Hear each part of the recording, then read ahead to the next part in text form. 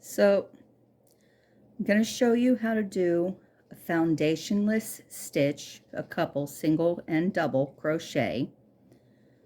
What this does is creates, you know how when you do the starting chain, it's not stretchy, and the foundationless stitch gives you that stretch there, so you haven't got the pull on it, and it makes it a lot easier to do like garments and things like that when you're doing it, because you're able to get that additional stretch in there. So that goes with the rest of the crochet. So I went ahead and I made my slip knot, and we're going to do a single. So I'm just going to do 2 chains, and if you look, you've got your 2 crossover stitches here, and then you've got your nub on the bottom. And I usually go into the nub because I like the way it finishes, but when you're first starting, you want these 2 top stitches. So I'm going to come in through there, and I'm going to yarn over and pull through. So now you have 2 loops on your hook, and this is actually your first stitch. So we're going to do the second stitch now. So what you're going to do here is you're going to yarn over and just come through the bottom loop, and you don't want to keep it too tight because this is actually your bottom edge. So now we can go ahead and do our single crochet through those 2 loops, and then where I did that bottom, I'm going to come through these 2 stitches here, pull through. Okay, only come in through the 1 so you can create that bottom edge, and then do your single crochet, and just keep repeating. So you see I've got these 2 loops right here. Hopefully it's focusing. Pull through 1,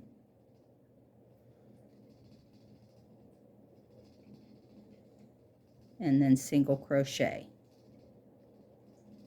Come through the 2 on the last stitch, pull 1, yarn through 1, and single crochet. And then you just keep going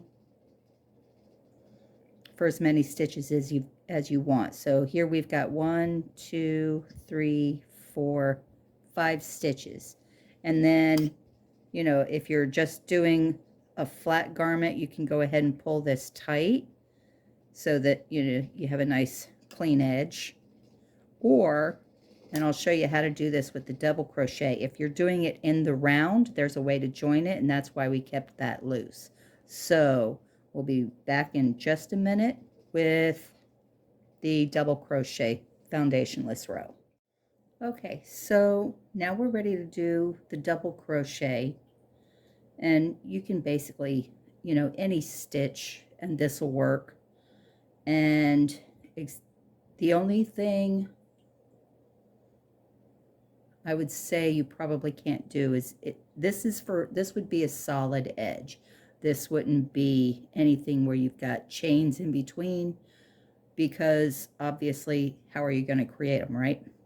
So actually I guess you could, but it'll be really weird. But I always, when I do the slip knot, this is something I always have. I'm right-handed, so I have the short end in my right hand, and I'll loop around and then use the crochet hook to pull that short end in.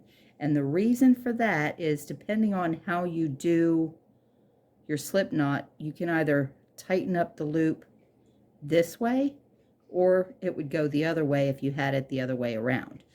And since you want to be able to tighten that when you're finished with it, that's why I have the short end, and I pull the short end through for the loop so that I can just tug on this and it'll tighten up. So anyway, for the double crochet, we'll chain 3, and then yarn over.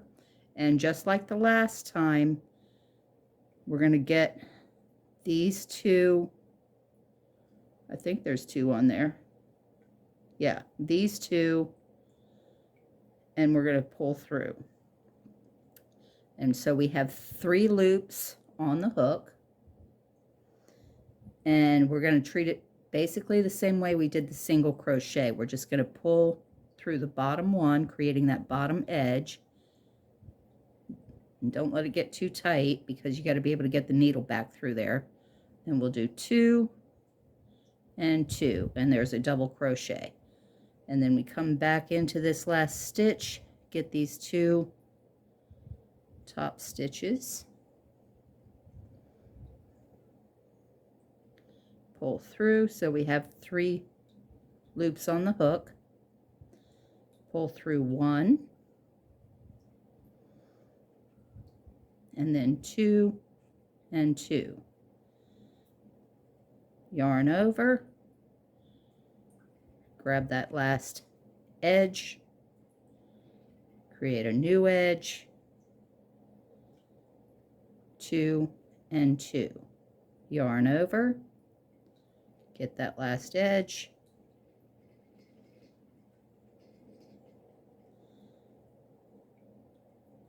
create a new edge, and 2 and 2, and so on. So we've got 1, 2, 3, 4, 5 stitches, and I'm going to do 20, so it's going to be, because we're going to join this in the round so we can work in the round, but you don't need to sit through all of that. I think you've got it now, so I'll be right back. Okay, so I've got my nice stretchy little thing, and if you want a demo, here we go. Wee. Okay, I have on here, we're doing 20 stitches, I have 19 total. The reason is for that 20th stitch, we're also going to join to the other side to make it round. So I'm going to do my yarn over, come through these 2 stitches and pull through. So I've got 3 on the loop. Now I'm going to pull this side around, make sure that, you know, they're not twisted at all. And I'm going to come in here. Remember when I said leave that little loop, that slip knot loose? Because we're going to come in here, yarn over, pull it in, come in through that bottom loop, so we create that edge on that one, finish out our crochet, our double crochet, and then at the top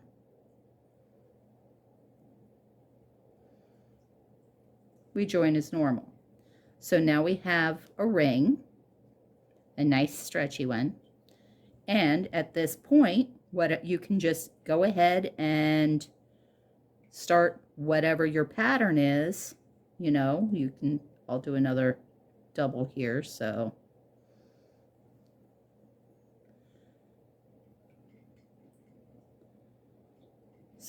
count that as the first stitch and come into the next one.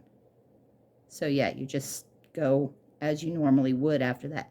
And if you're doing a flat piece, you just don't do the join, you finish out that last one. You do want to create that last edge to square it off.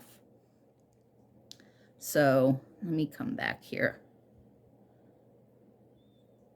There we go. Okay, and then come back to our 19th. Okay, if we're working flat, we come in, create our last edge stitch, double crochet, and then we just come up to the next row. And that's not usually how I do those for double crochets, but you get the picture. So, and like I said, it's good, it's as stretchy as the rest of it is, so it has a lot more flexibility, and it gives you a very nice edge on the bottom, as you can see. So Hopefully that helps. And like I said, you can do this with basically any of the stitches, half double crochet, treble, on and on, you know, whatever it is.